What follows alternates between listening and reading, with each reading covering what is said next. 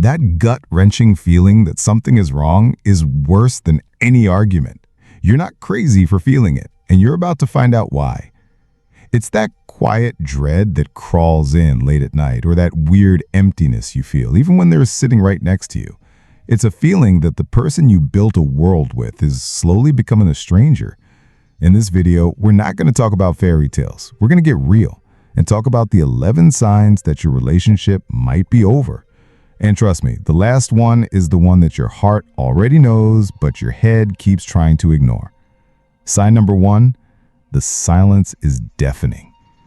Remember when you first met? You could talk for hours about absolutely nothing. The silence was comfortable, filled with unspoken understanding. Now it's just empty. When the most exciting conversation you have all day is about who's taking out the trash, that's a problem. It's not just about not talking, it's about not having anything left to say. You're no longer curious about their day, and they don't ask about yours. The silence isn't peaceful anymore, it's loud. It's filled with all the words you're both too scared or too tired to say out loud. When the silence between you feels heavier than any argument, it's a massive red flag. Sign number 2, you're living like roommates. You share a space, maybe a bed, you split the bills, and you have a routine. Congratulations, you have a roommate. But a partner? That's supposed to be more. If your daily interactions are just about logistics, did you pay the internet bill, we're out of milk, and there's no affection, no inside jokes, no how were your day really, then you're just cohabitating. The spark, the connection, that special thing that made you a couple has faded, and now you're just two people sharing a postal code. The romance and the friendship part of the relationship have packed their bags and left, leaving only the business arrangement behind. Sign number 3, the future is a blank page. Think about the future, say a year from now, 5 years from now. Is your partner in that picture? Or is the image a little blurry, maybe even empty? When you were in love, you probably couldn't imagine a future without them. You planned vacations, talked about where you'd live, maybe even kids or pets. Now, when you think about the future, you either draw a complete blank or you subconsciously start planning a future for one. You stop saying we and start thinking in terms of I. When the shared dream you once had together fades to black, it's a sign that you're no longer on the same path. Sign number 4. Constant criticism becomes the new normal. Nobody is perfect, but in a healthy relationship, you accept each other's little quirks. Remember when you thought the way they snorted when they laughed was cute? Now, it just gets on your nerves. When your partner goes from being your biggest cheerleader to your harshest critic, something is seriously wrong. Every little thing you do is met with a sigh, an eye roll, or a negative comment. You always do that, or why can't you just... It feels like you can't do anything right. This isn't about constructive feedback, it's about a constant chipping away at your self-esteem.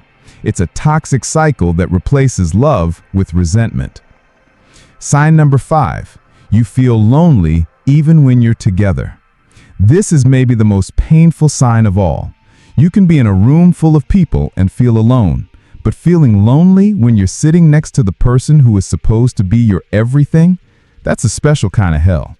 You're physically present, but emotionally, you're a million miles apart. You reach for their hand, and it feels like you're holding a stranger's hand.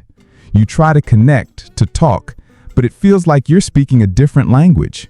This profound sense of emotional isolation is a clear indicator that the connection that once bound you together has been severed. Sign number 6, the intimacy is gone. And I'm not just talking about sex. Okay, let's talk about physical intimacy. Yes, a decline in your sex life is a big sign, but intimacy is so much more than that. It's the random hugs in the kitchen. It's holding hands while you're watching a movie. It's that kiss goodbye in the morning. When all of that disappears, the relationship starts to feel cold and sterile. If you flinch when they touch you, or the thought of being close to them feels more like a chore than a desire, that's your body telling you what your mind is afraid to admit. That physical gap is often a mirror of the emotional gap that has grown between you. Sign number 7. You start fantasizing about a life without them. It starts small. You're stuck in traffic and you find yourself daydreaming about what it would be like to live in a different city, alone. You see a happy couple and you feel a pang of jealousy, not for what they have, but for the possibility of starting over. If your daydreams are no longer about building a life with your partner, but about escaping it, pay attention. These fantasies are your mind's way of exploring an exit strategy. It's a subconscious cry for freedom and a sign that you're emotionally checking out of the relationship. Sign number 8. Every small disagreement turns into a huge fight. Remember when you could disagree about what to have for dinner and just laugh it off? Now, that same small disagreement blows up into a massive fight about your entire relationship history. The dishes in the sink aren't just about the dishes anymore.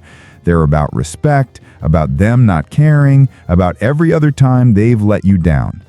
When you start kitchen sinking, throwing every past grievance into a current argument, it shows there's a deep well of unresolved anger and resentment.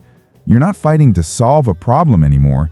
You're fighting to win, or just to hurt the other person. Sign number 9.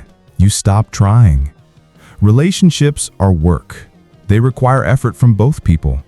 But at some point, you might just stop. You stop planning date nights. You stop dressing up for them. You stop making that little extra effort to make them smile. And the thing is, they've stopped too. It's a silent, mutual surrender.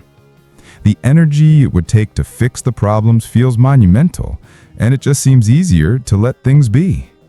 This apathy is more dangerous than anger. Anger, at least, is a sign that you still care.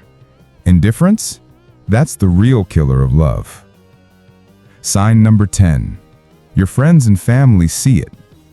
Often, the people on the outside have a clearer view than we do on the inside. Your best friend might ask, "Are you okay? You don't seem like yourself." Your mom might stop asking about your partner altogether. They see the change in you. They notice you don't light up when you talk about your partner anymore.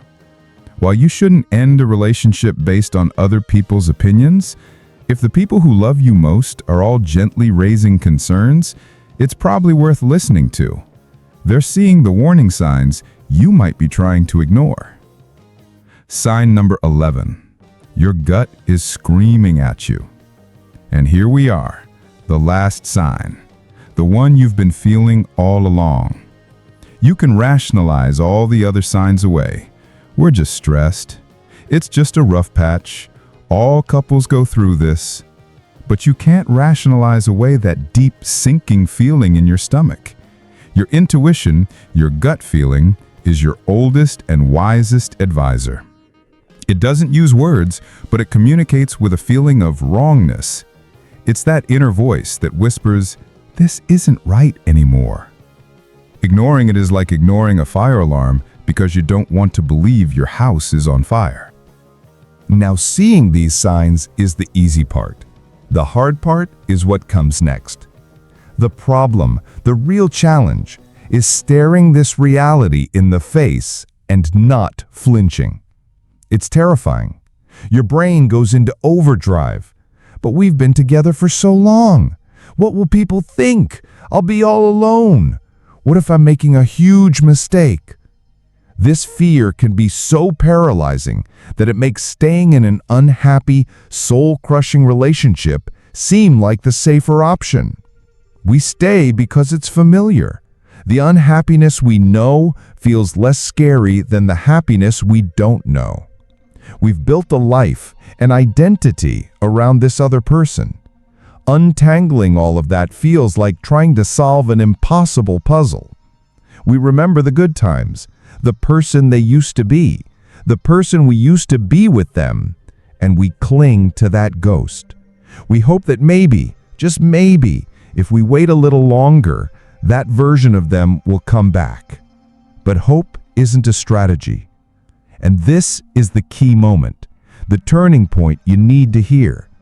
Recognizing these signs isn't about admitting failure.